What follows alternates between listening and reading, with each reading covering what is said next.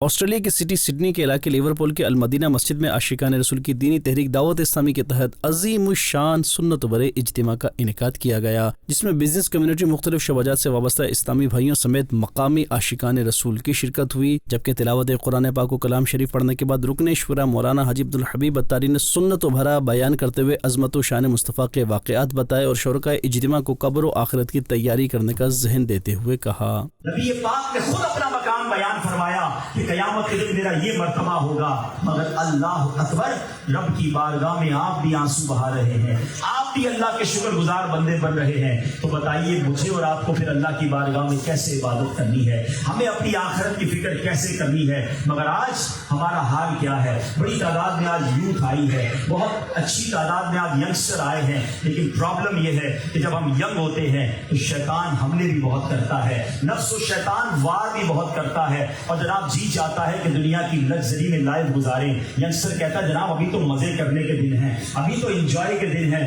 میں بھی آخری وقت میں اللہ اللہ کر لوں گا، میں بھی جناب بوڑھا ہوں گا تو نمازیں پڑھ لوں گا۔ مگر my dear Islamic brothers, nobody of us have guarantee to live as old age۔ ہمیں نہیں پتا کہ ہم بڑھاپے تک زندہ بھی رہیں گے کہ نہیں، ہمیں اسی جوانی کو غنیمت جاننا ہے۔ ایک سوال یہ بھی ہوگا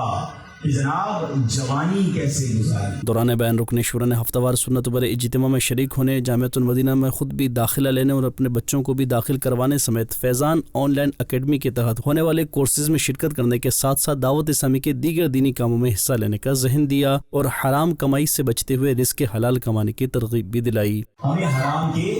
قریب نہیں جانا ہے۔ وہ ایک دوسرا بچپن سے سنا ہے نا، دانے دانے پہ لکھا ہے، ہاں انشاءاللہ نبی پاک کی سیرت سے آج سنا ہے نا، محبت کرنی ہے نبی پاک سے تو فقط حلال کمانا ہے انشاءاللہ۔